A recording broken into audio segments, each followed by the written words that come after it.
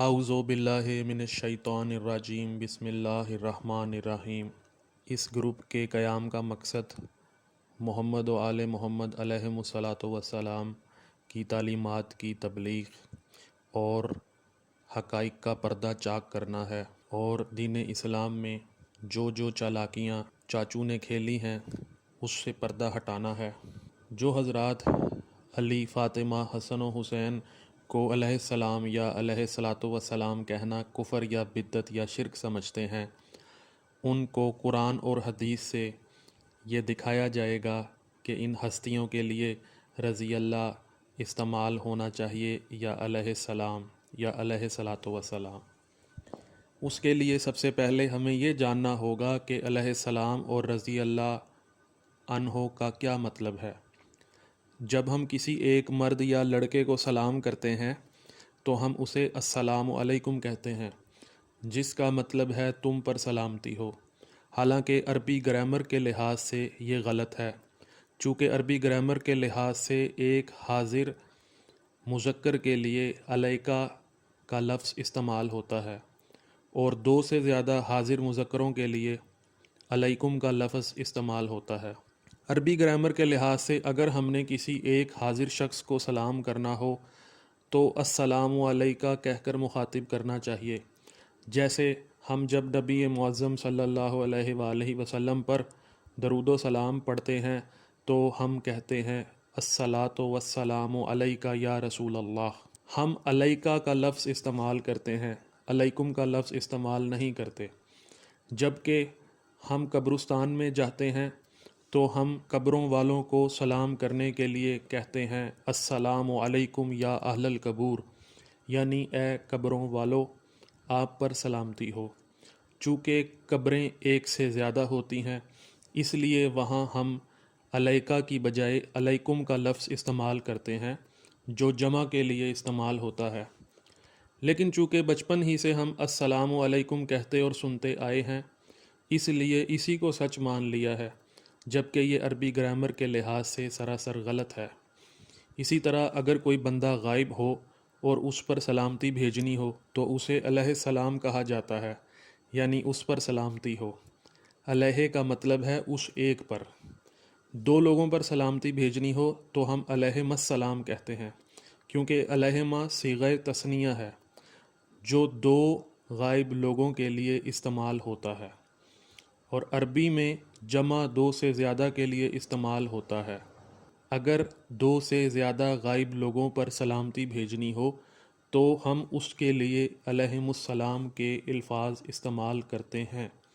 اسی طرح جب نبی پر درود و سلام بھیجا جاتا ہے تو صلی اللہ علیہ وآلہ وسلم استعمال کیا جاتا ہے۔ اب ہم اس کے معنی پر ایک نظر دوڑاتے ہیں۔ صلی کے معنی درود بھیجنے کے ہیں، اللہ کا معنی اللہ، علیہ کا معنی اس ایک پر، اور وآلہ کا مطلب ہے اور ان کی آل پر، اور وسلم کا معنی ہے اور سلامتی ہو۔ تو ترجمہ یہ ہوگا کہ درود ہو اللہ کا ان پر اور ان کی آل پر اور سلامتی ہو۔ تو جب ہم نے رسول اور ان کی آل پر درود اور سلامتی بھیج دی تو اگر ہم آل محمد کے ناموں کے ساتھ علیہ الصلاۃ والسلام یعنی ان پر درود و سلام ہو کہہ دیں تو یہ بدعت یا کفر یا شرک کیسے ہو گیا؟ اسی طرح جب ہم نماز میں تشہد میں السلام علینا وعلی عباد اللہ الصالحین پڑھتے ہیں تو اس کا مطلب یہ ہے کہ ہم پر سلامتی ہو اور اللہ کے صالح بندوں پر سلامتی ہو۔ علینا کا مطلب ہے ہم پر، بس یہ ہم، تم اور ان کا فرق ہے، باقی بھیجنی تو سلامتی ہی ہے۔ اب ہم رضی اللہ عنہ پہ بات کرتے ہیں۔ رضی اللہ عنہ کا مطلب ہے اللہ ان سے راضی ہے۔ یہ ایک دعا ہے جو ہم کسی عام انسان کو بھی دے سکتے ہیں، اور ہر انسان کی خواہش ہے کہ اللہ اس سے راضی ہو جائے۔ تو اگر ہم یہ کسی عام انسان کو دعا دے دیں تو اس میں کیا حرج ہے؟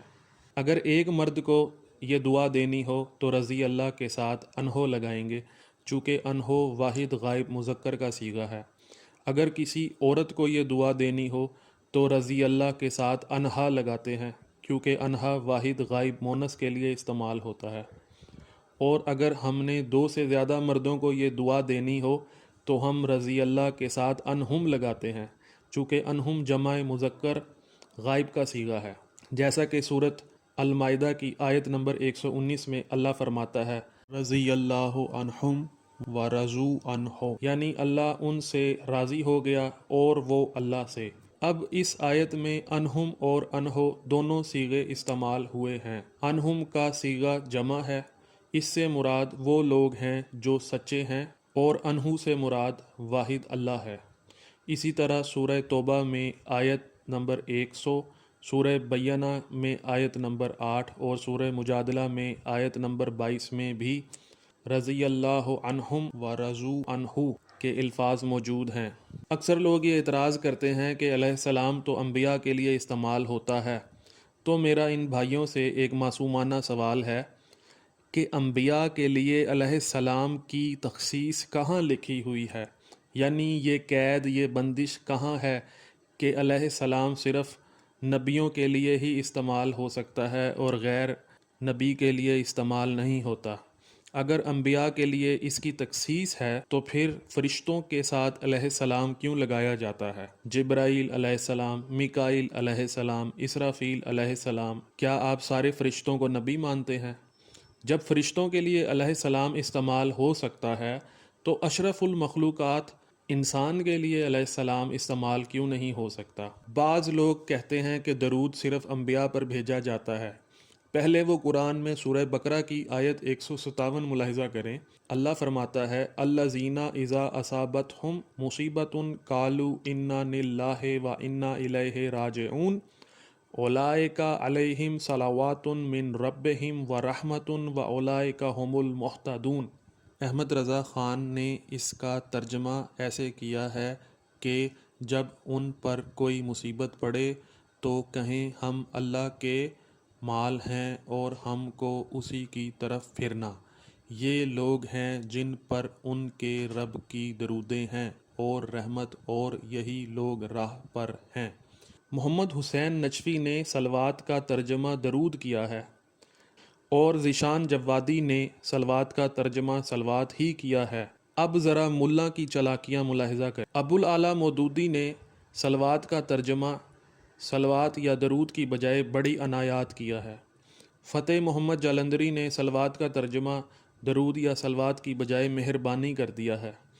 احمد علی نے صلوات کا ترجمہ درود یا صلوات کی بجائے مہربانیاں کر دیا ہے۔ محمد جونا گڑھی نے صلوات کا ترجمہ صلوات یا درود کی بجائے نوازشیں کر دیا ہے۔ ڈاکٹر محمد طاہر القادری نے صلوات کا ترجمہ صلوات یا درود کی بجائے پے در پہ نوازشیں کر دیا ہے۔ آپ نے غور کیا کہ اللہ پاک مصیبت میں صبر کرنے والوں اور انا للہ و انا الیہ راجعون پڑھنے والوں پر درود بھیج رہا ہے، لیکن ملا حضرات نے کمال چالاکی کا مظاہرہ کرتے ہوئے درود کا ترجمہ مہربانی، عنایت اور نوازش کیا ہے تاکہ غیر نبی پر درود ثابت نہ ہو جائے، لیکن ہم نے چاچو کی چالاکیاں فاش کرنے کا بیڑا اٹھایا ہے۔ انشاءاللہ ہم اگلی ویڈیوز کے اندر قرآن اور حدیث اور تاریخ اور تفسیر سے یہ دکھائیں گے کہ آل محمد کو کہاں کہاں علیہ السلام اور علیہ الصلاۃ والسلام کہا گیا ہے۔ ہماری مزید ویڈیوز دیکھنے کے لیے چینل کو سبسکرائب کریں، بیل آئیکن پر کلک کریں اور ہمیں اپنی دعاؤں میں یاد رکھیں۔